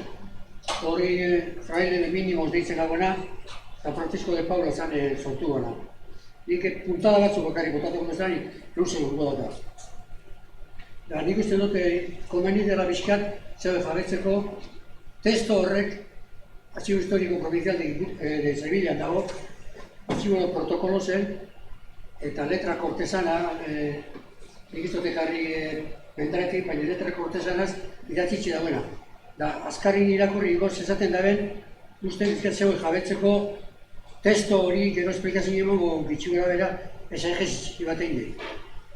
Transkripzio egiten dago letra kortesana, ogotika kursiba, datzen dago esaten jueves 23 días, el dicho mes de septiembre del año 1518, sepan cuantos esta carta viene como yo, Pedro de Arismendi, hijo de Domingo de Apalua, vecino de la villa de Andarva, Pinchendo y Andarva, que es en el condado de Vizcaya, por mí, y nombre y voz de dicho Domingo de Apalua, mi señor padre, y en virtud del poder que de él tengo, su tenor, del cual es este que sigue. Hor, dokumento hortan agertzen da, esaten da bera, poder badagoela, se junta un poder, baina nik eneban topa Sevillako artxibo hortan poderik. Podera importanti zen, porque agertuko zenelako euran deskribapena nortzu ziren bai Arismendi eta bai Domingo de Apalua. Baina, ez gendun arkitxu. Jarraitzuko dut. Digo por cuanto vos, los señores jueces oficiales de la Casa de Contratación de las Indias del Mar del Océano, por sus altezas que estáis y residís en esta ciudad de Sevilla, me habéis tomado a mí y al dicho mi padre, una nuestra nao nombrada Santa María para servicio de la reina y del rey, su hijo, nuestros señores para una armada que sus altezas mandan hacer para ir a descubrir a las Indias del Mar del Océano, de la cual dicha armada son capitanes el comendador Fernando de Magallanes y el comendador Ruiz Valero. Y vos, los dichos señores jueces oficiales, mandasteis apreciar y valorar, valoran a Ilusán, el precio de la dicha nao, la cual fue apreciada y valorada por personas sabedoras que para ellos se pusieron en 800 ducados de oro, y me la mandasteis tomar y tomasteis el dicho precio contra mi voluntad, en la escritura de Xavi Beau, y contra la voluntad de mi dicho padre, y porque no la quisiéramos dar por habernos costado a dicha nao mayor precio, que teníamos tratada para ir a dicha nao de Londres para Castilla de tornaviaje, pero vuelta de Mosonera, Londres y vuelta de tornaviaje. Pues nos habéis tomado la dicha nao para el servicio de sus altezas. Otorgo y conozco por mí el dicho nombre que he recibido de vos, el señor Sancho de Matienzo, y el patio de Xavipe, tesorero de sus altezas de la dicha casa de contratación, que estáis presentes en los dichos 800 ducados de oro, en que fue apreciada y valorada dicha nao, de que me otorgo por mí el dicho nombre de vos, por bien pagado y entregado, y contento con toda mi voluntad. El renuncio que no puedo decir ni alegar, que no lo recibí de vos según dicho es, y si lo dijere o legare, que no me valga. Y esto en especial renuncio la querella de exención de 2 años que pena la ley sin derecho de pena no contada, ni vista, ni recibida, ni pagada. Y que si esto hubiere derechos o me los demandaren, así de alcabala, como de otra cualquier cosa que yo ni dicho padre no seamos obligados a pagarlos, por cuanto que dicho tengo por fuerza y nuestra voluntad, vos, los dichos señores y jueces, en nombre de sus altezas, os tomasteis la dicha nao, que sus altezas y vosotros, en nombre seáis obligados a pagarles, y a nosotros en paz y a salvo de ellos. Encima de lo cual otorgo por mí en dicho nombre la escritura y conocimiento ante el escribano de Sevilla y escribanos de Sevilla de Yuso, arriba escritos, que es en fecha de Sevilla estando en el oficio de la escribanía pública de mí, Bernal González de Valdecillo, escribano público de Sevilla, que es en la calle de las Gradas de Sevilla, en Ayusán, jueves 23 días del mes de septiembre, año de nacimiento de nuestro Señor Jesucristo, de 1518, y lo firmo de su nombre, el dicho Pedro de Arismendi. Testigos que conocieron al dicho Pedro de Arismendi ser el mismo otorgante de la carta, Gonzalo del Puerto, marinero, vecino de la dicha villa de Ondarroa, y Juan Pérez de Martina, marinero, vecino de Villaviciosa de Martina. Testigos que fueron presentes en dicho es Diego Martínez de Medina y Diego Frías, escribano de Sevilla. Diego Frías, escribano de Sevilla, Diego Martínez de Medina, escribano. Con l'arroio Agustiau, dokumentu testualki irakurri du. Ze garrantzia garone dokumento honek? Lehenengo eta behin, balidaten dau, esaten da hemen, balidaten dau, eskribano notari sofizu. Hau da, on dokumento modernotan deitzen gakona, La Haiako firma, protokolo de La Haia, hau da, dokumento publiko batek, notazio batek, beste notazio batek izaten dau, horrek izaten da benda holazi dela. Orduan, dokumento importanti de, eta balizio handixea da berrena.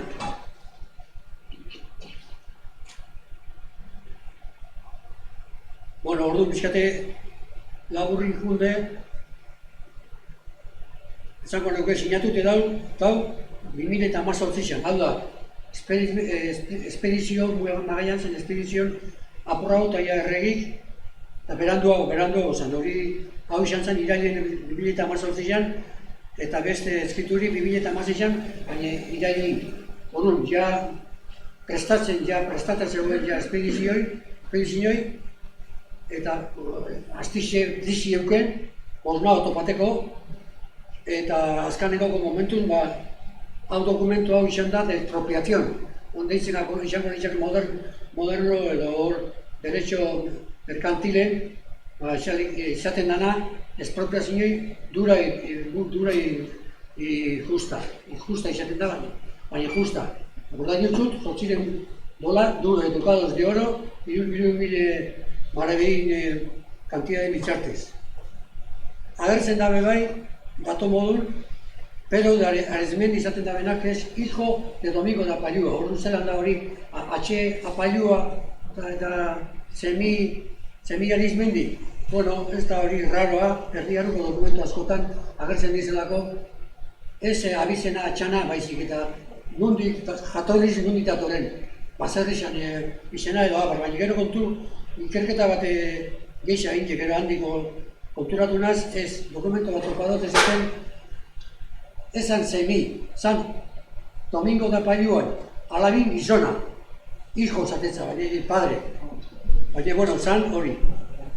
Hau, lehen aipatu dut, baina ez dute azaldu, dokumentu hau azaldu bana edo argitaratu bana edo zan da Juan Leal, berak idatzi bane liburu sobre la expedición de la migración de Sevilla, de portugueses en Sevilla, desde Braganza a Magallanes. Berau akademikoa da, Real Academia de Espainiku, Juan Leal dako izena. Darek, orduan, artxibu negoa Sevilla, baina onarte hori inok ez ganata dokumento hori. Orduan dokumento hori, liburu horrela agertzen da, aipamen bat eitzen dau, behian, antxe esaten dau, egun dauen, artxibo de protocolos de Sevilla. Orduan, hori Domingo de Arismendi, Pedro de Arismendi barkatu, labur izango, bestelanik uste dut mugatu uteko gura denpori ez be, Ondarruko artxibotan, urteten dau, bai jai horretan jasotzez eta dakauen eskontzaz eta hilakoen dokumentutan agertzen da pare bat bidar, ez dan agertzen ez lekatxon da, markinan. Eta artxibo eklesiastiko dauena derixon, han be agertzen da, baina importanteena da, Domingo de Arismendi bai, nun Apayua gizon benetako historiko izan bazan edo ez, edo artxiboetan, eskola horrexan, Ondarruko artxiboetan agertzen da, esaten da bena, 2005 berak Domingo de Apayua, que es vecino de Lekeitio, pleito batean esaten da. Teófilo Guiar Larrauri, bakizau historia sale bat bera liburuan Historia Naval de Bizkaia, de beste liburuan Bizkaia en las Armadas Reales, liburu bat agertzen da como maestre de nao. Eta zaten dau testualki, zelako garrantzitzu dizikik ikuan ondarruk, aipatura demoluen Xabi, zaten dau, hauxe testualki, Teofilo Biarrek, Industria Naval Bizkaia. Zelan egoazen apellidos ilustres de pilotos y armadores en Ondarba, estankó en Arantibia, Aiartza, Gero, hori agertu daue Xabipe. Esaten da bena gero que construcción naval del siglo XVI de galeones y navíos fabricados en Ondarba, tanto para escuadras como para las flotas de la época, afirmando que los astilleros de Ondarba, Ontzigintzan, astilleros vizcaínos y en Ondarba se fabricaron galeones y naos tanto para Flandes y las que pudieron concluir la larga expedición de Magallanes. Hemen garbi izaten dau, itxasontzi hori, Santa María, ez da esaten Santa María izeri, baina bai que las que pudieron concluir la larga expedición de Magallanes. Bai izaten dau, zeran armados de kontarrotarrek importantik, hori Xabi Dipaina beto azaldu dau, zeintzu zi, izaten dau Domingo de Apaiuatxi. En tiempos de que aipamena berezi ziaten da bena da, que en tiempo de Ondarra en la flota de 1556, en tiempos de Felipe II, Ondarru neguanela textualki una flota de 50-60 embarcaciones de alto porte, los cuales navegaban comúnmente al Mediterráneo, Portugal, Francia, Inglaterra y otras partes. Hori da ni baina beto explicar a Xavi.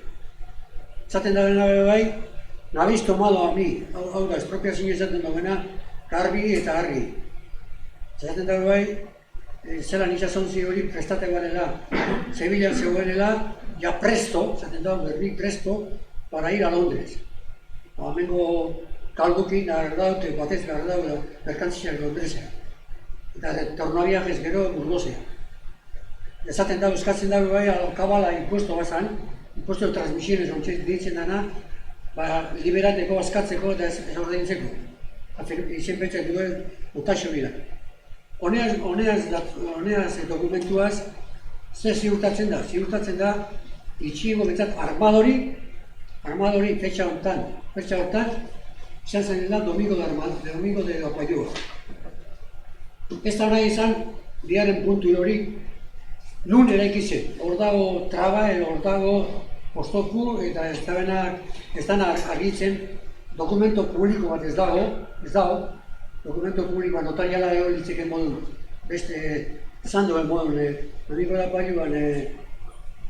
da Apaiuan espedizioiko dokumento esaten da beranazan armadore modun, da nun ditator hori, zalantza hori izaten, nun eraikizan hori Santa Maria izeneko eta gero bihurtu zena Santa Maria de la Victoria, eta gero zanin Victoria kentu izan. Batez ben ere ustez, historialei Jose de Artetxe azaltzen dau, manuskrito baten Zaldibian izegin, liburu suma de cosas guipuzcoanas, hau margen baten paperi badakat testu, hemen ezaten dau, testualki eta gero margenin hemen ezkerri, dato bat, margeneko dato bat zaten amena, construyóse en Zarautz por orden del capitán Juan Sebastián Elcano, que es de cuyos solares de Haya. Hortik etorri zan, estaba ahí, baina historia sale batzuk, Nicolás de Solaluce, que historia general de Gipuzkoan, eta bai Golosabele, esaten duen baietz. Ostea, Fausto de Arrozenak iruko dize kronistak imana, ez da agertzen izebez.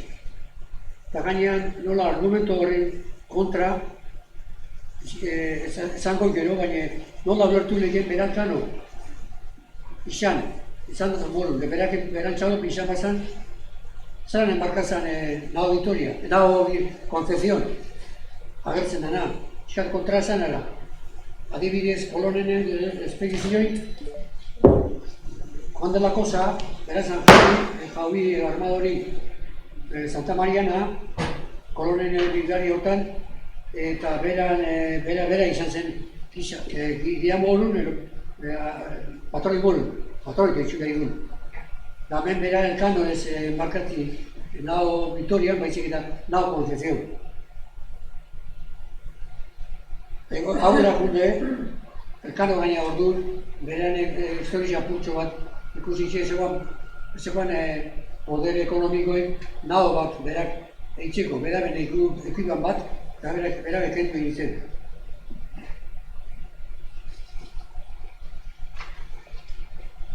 Jarraitzute, hiri hau dokumentu gaztertzen ikusitxe, raro ingaztan gauz bat, hiru pare bat gauza.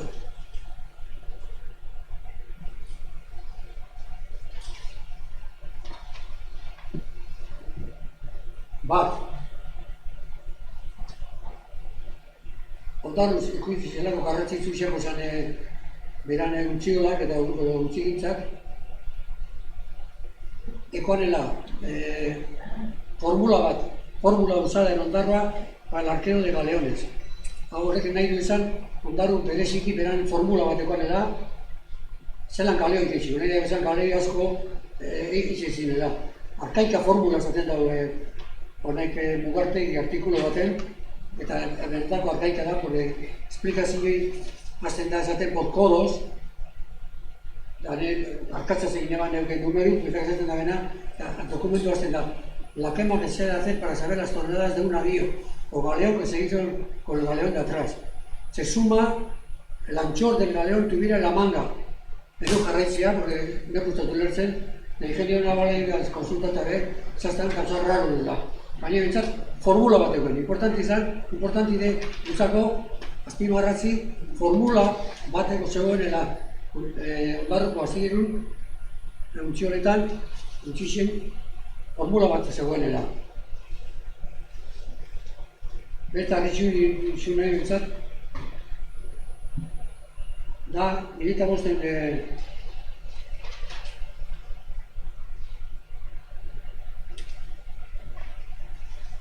Eta bosten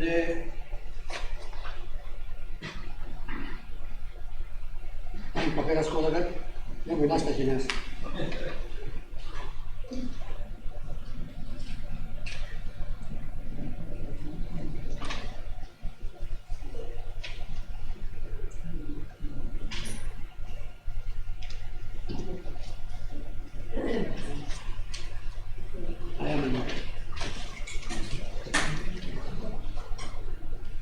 Arritzun zure eta urte dut arritzeko dela, bilitzeko entzuma inekoan izan. Eta hiruren de Berrotamarrin, la batalla naval de Winchelsea, Inglaterra. Tan agertzen da, contra la armada vizcaína del rey de Eduardo III de Inglaterra. Da hor interbentzen dabe sartzen diz, armada vizcaínan, Ondarruko portu, Bermeo, Plensi, Leketxo eta Bilbo, y otros puertos guipuzcoanos de Neuromotrico, Getaria y San Sebastián, las 4 milas de Cantabria que formaban la liga contra Inglaterra. Los Santandereko, Laredo, Western, Sonriente de la Banquera. Se te dicen con la liga de hermandad marina. Ahora, no la oportunidad que Porto horrek Inglaterran aurka juti. Batalla naval de Winchelsea. Arritxutu eta nire da esan zalago, Euskal Herriko portu zalago garrantzitzu zein deuntziola.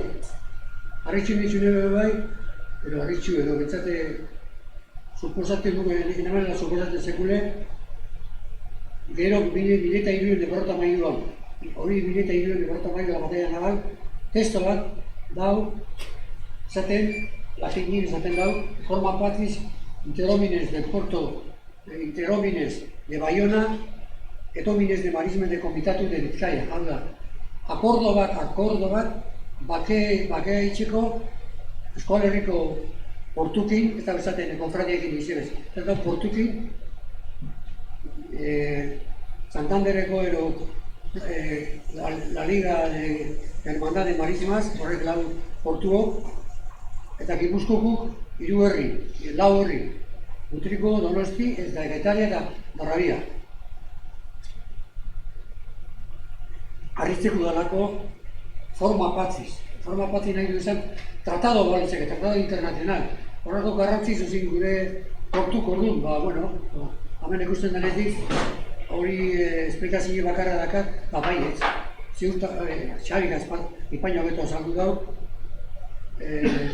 Euskal Herriko egoera, ontzigintzan buruz. Zelako garrantzizuko ondarroko ontziolak eta ontzigintzak. Padre nao zan jesuitza bat, 2006 depikul, Antigüedades de Cantabria liburun agertzen da, San Ignacio ordenia fundatu zaten da kantik, agertzen da bena esaten, zelako aire estabilela ondarroa irakurri got, astilleros importantes para la construcción de naos para las armadas reales. A media legua Rentería Ondarroa, donde sube la mar un pedregal y descargadero donde cada año se desembarcan más de 80.000 quintales de vena, mudiñi, para 10 herrerías mayores y otras menores. O sea, nahi du izan, hemen esaten dau, ontzigintza asko egualela, ondarro mentzaten zatu bena, astilleros txikixiren esaten genuen, importantien hemen. Hay astilleros importantes a la construcción de naos. Garbi, esaten da hori. Egusten dut, padre nao, que se la construcción esan, asnabe esan digo. Bai de hori bai, exagera gutxen da. Kauza askotan, zeren nahi zuen, San Ignazioen familia likonatarrak eta nahi zuen goraipatu eta ondo leko honetan jarri, eta beran hiru tomotan esplikazio emoten dago familiak eta likonatarrak azalako komerziantik izan ziren erdiaru. Hortik aparte, nik aztertu dut ondo atxibuta. Honetan esaten duten horrek, nahi dutela kostumarratu, ondarro zelako garrantzitsukoan, bai ontzigintzan eta abar. Eta azalduko bakarrik, laburri, Archivo General de Simancas, archivo espainola, urguzen dagoena Simancasek, zenbat testo agertzen dizetan ema dokumento. Simancas en el Consejo Real de Castilla zaten dago. El capitán Juan de Huida, heredero del Martínez de Careaga, en el Zulo Orí, maestre de nado Gabos Vecinos Andarro, contra los bienes y herencias de Pedro de Balmaseda, defensor de dichos fieles y Vizcarria, para el pago del resto del precio de la nao La Madalena, de 300 toneles, la cual fue apresada, patente de corso Ordun, frente a Marsella. Este documento baten, Archivo General de Simancasen, peticiones de capitanes y dueños de navíos y galeones y otras embarcaciones que se le paguen el sueldo de dichas naves y se usen, da un dado para verse se le paguen de la nao propiedad de Juan de Basterrolaza, vecino de Ondarroa. Este documento baten, jarraitzen dugu Archivo de Simancasen, agertzen da cédula de mandamiento de paz y los descargos de la reina de lo que se debe a Andrés López de Zubel, vecino de Motrico, Juan López de Astigarrabiria, vecino de Ondarroa, y otros maestres de nao de resto servicios en Nápoles. Este documento va, aspecto zen, entzutele. Mandamiento de pago a Domingo de Ategarre, maestro de la nao Santa María, vecino de Ondarroa, por los salarios de la tripulación de la nao y mantenimiento de los servicios en el paso de infantería en Flandes. Este documento va, mandamiento de pago de la deuda del servicio en las armadas de los 4.000 infantes que pasaron a Flandes en 1522 a Juan Bertrán de la Rentería, vecino de Ondarroa, el sueldo de su nao Santa Cruz y tripulación construido en Ondarroa. Cédula de mandamiento de pago Martín de Careaga, vecino de Ondarroa, medio salario de la tripulación y mantenimiento del tiempo que estuvo embargada en Cádiz, quedándose apretada para Flandes. Aspertzeko, baina, laburrin armatxo digo. Ana de Irarrázaval y sus hijas, herederas del capitán López Ibáñez de Rentería, difunto duelo de la nao de Santa Cruz y vecino de Ondarroa, construidos sus astilleros, el pago de los salarios. Herederos de Esteban, documento de Pérez de López Ibáñez de Rentería, capitán difunto y vecino de Ondarroa, y petición de pago de los servicios de Usodicho y su nao, el cerco y toma de Ponterrabía de 1522 a 1524. Liquidación de cuentas,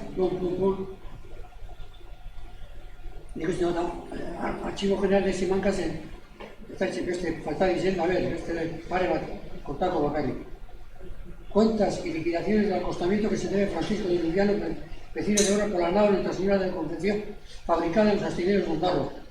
Mandamiento de pago, liquidación de la nave San Salvador, la cual fue construida en los astilleros de Ondarroa en 1582, la Oberandúa, el Ibaño. Le da texto, estropia señor texto baino. Azkena, Archivo General de Chimalcasen, información sobre la visita a Arqueo, medidas y armamento de la nave San Salvador, propiedad del capitán Antonio de Urquiola, vecino de Getaria, la cual fue fabricada en los astilleros de Ondarroa. Hortik aparte, archivo jarraitute, baina laburrago, Archivo Real Zancillería de Valladolid. Hau archivo haude bakarrik de pleitos, de olako judicial, archivo judicial, balitzake modu. Archivo Real Zancillería de Valladolid. 2005 Domingo de Ateguren piloto, Ipaturo Xavipe, maestre de la nave Marieta de Ondarroa por impago de mercancías. Bigarrena, archivo de Segor, Zancillería, declaración a Rodrigo del Puerto y Ochoa de Gaviola de Ondarroa por Gregorio de Sarasúa que debe un galeón construido en Ondarroa. Hirugarrena, el capitán Domingo de Ondarroa demanda a Domingo de Asterrica, vecino y alcalde de Motrico, por las cuentas del navío llamado Espíritu Santo, a un billete de Iruel. Laugarrena, escritura de asiento otorgada ante Rodrigo del Puerto, vecino de Ondarroa, y Ortuño de Hacha, maestro carpintero, vecino de Espaste, para la construcción de una nave de Mileta Boston de Iruel de Saspilla. Azkani Txantzilerisako dokumentutan agertzen da enfrentamiento de una carabela construida en Ondarroa para ir a pescar a Irlanda. Dos maestres de la nave. Hortik aparte, Txantzilerisako aparte, archivos, Eskola Herriko archibutan, da batezte, Oñati Lauen archibutan, agertzen diz dokumento batzuk, esplikazio emoten da benak, zelan dauzen erekitzen, egon dizen, hori, nauk Ondarroa nindiako. Aztu gazta zati, importante dela hau. Aztu gazta zati, ja noiz datorren Ondarruko funtzioan garrantzizu, Mileta Irulen de Barrota Seixan, primera carta de confirmación, bakizu carta de confirmación zan, Ondarrun espartzen duen modun, Mileta Irulen Dr. Zazpizan, carta de fundación de Ondarroa, ez da nahi izan, Ondarroa existenik ez institute, baizik eta nortasun juridiko bat hartu jartzen dagoela, daude lehenoko konfirmazioan, bai iztapena, 5 o 6 Felipe II arte. Hacen la venada confirmación de la Carta Fundacional de Ondarroa, dado en dueñas por Doña María Díaz de Haro. Habla sobre un puente de madera para paso a Guipúzcoa, Subizarra, a dar paso a Guipúzcoa y tránsito de bajeles, naos que pasen por la vía abriendo la compuerta. Zabal itxuzi, erretesatik dozen txalopak, utziolatik egitea Gipuzkoa izan eta ordain jubi benuela, bosmara bedi bakotxak, ontartara bazik erkiago. Beste artxibutan, luzatuko da, baina ikusten dut, laburpetxu bat posible balitzak eitzi. Danatiz, ziez ezaten da benak, Ondarruko utzigintzan, eraiki zenela txalopak. Horren, ze garrantzizu moten da ben, Ondarruko astillerio etxina idu. Haberaz bat, bi, lau, ez dute irakurriko danak, azpertu gozezeta. 10 bat dokumentu. Arratu, sekulako lan induz artxibo gine bat baina, denboraz... Hori dokina. Bai. Sekulako lan induzu... Ulertzena. Xabi dugu zaten egin da nego dut. Bakari konkursio txinua bakari katarago. Pero galdera erantzuna gogodo, garantzu erantzuna. Lelekota konkursio bat modu, konkursio gisa modu, artxibutan agertzen dana.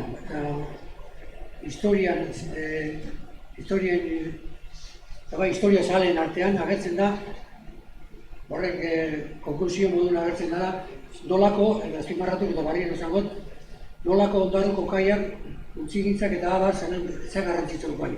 Bigarren konklusio da, dokumento publikoa da Estebanen ez dakauela non ilaiki zen Txasontzi Santa Maria, ez dakau dokumento publiko baten, dakauen modu besti. Hori eukiko endukeia baina hori, bingo. Baina bai, probak nire aipatu duten ari ginen funtziola zeintzuk egin zen, ondarruko importantzizi eta ondarruko funtziola. Da gaina, ja maitzeko, uste dut, dakauen adostasune eta dakauen inguruko azpimarratzen da bena, azken zietz, gura besti popularrako gaboan esaten da bena. Ez? Joan behar den gurutira, bai indietara, india da esan bilketa. Ez den, nik ikusiko, jarretzen da, zure plai ederra, bokai ederra, agur ondarroako itxas bazterria.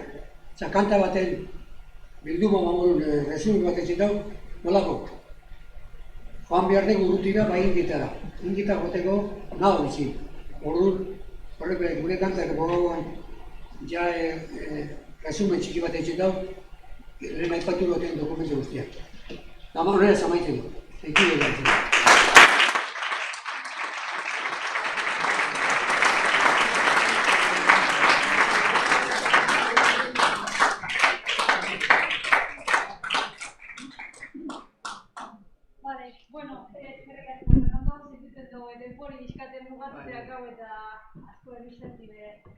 Baina, bueno, lehenengo eta bain parkamenak eskatu ze gaur laburtin epentzat eta lehenengo kuxan dela mikrofonoa egitea. Nik zait biz ona gaia eskundo zer, baina, bueno, parkamenak eskatu zeuei eta bat ez zeuei gixoi, audizioa zeukiregoen problema gatxik. Eta, bueno, hone bizkatu zaten askunez galdera zaio txiki bat, nezerez galdera pare bateaz harinak eta erantzuna albada bizkate harinak izan, hobeto. Galderan bat, harin. Ia, gota. Esto gehi diko egiteko. Kolonen Santa Maria betatzen. Kolonen Santa Maria. Bai, baina ez da hona ziren. Hau, Kolonen Santa Maria eta Paiu horrek Santa Maria. ez da berri, Izena da bera. zen dutza. Santa Maria asko egotziko. Normala zan gara eta Santa Maria. Kontuntza zoinean zema biztan lehenkoan ondarru? Hor fogeratiz izangi. Bai, gabineta bosten da maian, gabineta bosten da malauan, fogerak izidare, jarraitzen dabe, ondarru egoazen kalik, dakiagoen egiarrako kalik iz, perkale, goitokale kalangi terribera. Eta hiru auzo, Bosika, Azterrika eta Rentexa. Auzo modu. Eta hor, esaten dau, errente piku fogera, hau da, itxe bizitzak. Aixentaten dabe, zeintzuk egoazen, biben, moragan, bakit fraita tal. Domingo da Pulua, milita bosten amaikan agertzen da, Kalandixan egonen atxik. Biben, milita bosten amalauan agertzen da, egiben hiperkale. Osea, berren, fogera bakoitxe, bota da egun, 3-4 persona, zeiden bat inguru, zeiden de piku biztale, pikomen ondarru. Hori milita bosten da maikan, amalauan. Besten bat?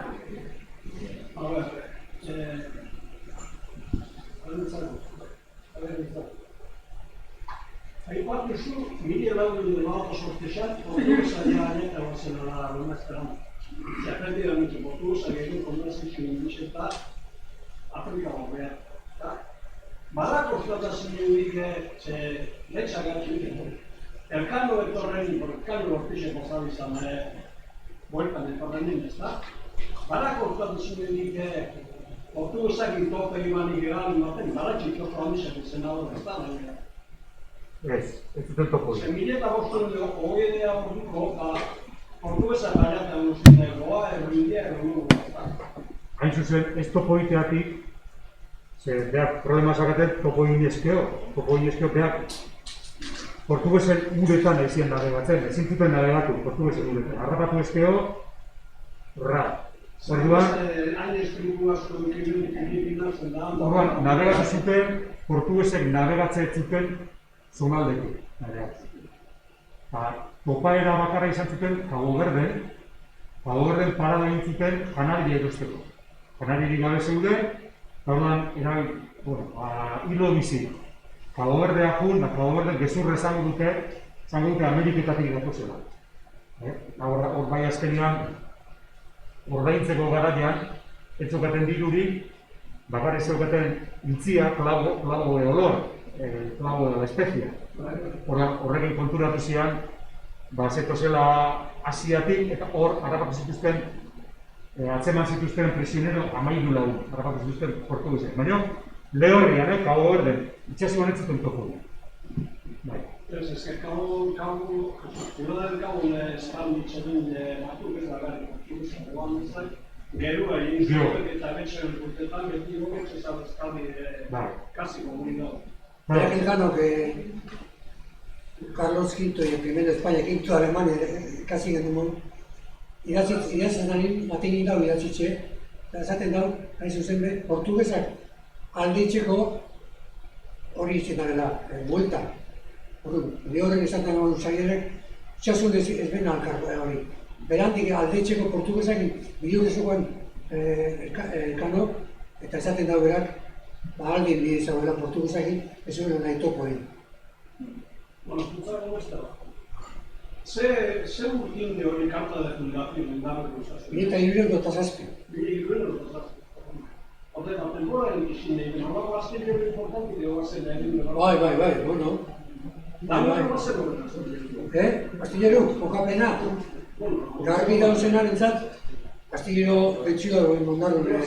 Astillero bakarra da, eta astillero txikixoan, zaldupeko pari. Eta gero guan, arantzibiako aurretik beste bat. Horrek iruro, fijo, astilleros importantes, irakurri dutena. Eta kokapena, errekako hori, hiru bentzat, garbi dauzena, agertzen dizena. Vale. Bueno, Ni gauzatxo lan egon ekatu, zu Fernando, ekatu bezu, zedei gaztu zaiten ezazia, la fórmula de arteamiento. Hori benetan gauza oso garrantzitsua da, hori da formula bat erabiltzen dena itxasontziak neurtzeko. Zer neurri izango dute. Ze garai hartan, ez egon norma fijo bat, itxasontziak zen neurri hartan. Orduan, zer gaitasun dago, ez neurriak luzera da zabalera, baizik eta zer volumen dauka. Zer zabera bateko gaitasun dauka. Orduan, hori kalkulatzeko formula desberdinak zeuden. Horren arabera, zailkatze ziren itxasontziak. Zukute ziren itxasontziak elkargatzea, hori garrantzitsu zen, volumena. Orduan, arkeua, hori da. Orduan, bitu, ondaruak zer garrantzile izan zuen, ontzigintzan, ondaruak zeukan formula propio bat. Normalian hori izatzen formula bat, erregiak esartzen zuna, erregiak bertzitulako itxasontziak gerrarako, lehen behitatu dugu, orduan erregiak esaten zuen. Necesito 4 barcos de 500 toneladas. ¿Qué 500 toneladas? Zene kalkulatzen dugu hori? Ze formularekin kalkulatzen da? Orduan, erregiak dauka formula bat, hori kalkulatzeko. Bueno, ondaruak zeukan beria. Bere formula zeukan. Hortian, hor ikusten da, ze garantzia zeukan, ontzigintzak. Ni horren egin pixar, hola bat zeukan. Horren egin pixar, jakin dezazuten, ez dela txorakeri bat, benetan garantzitu. Ni hori.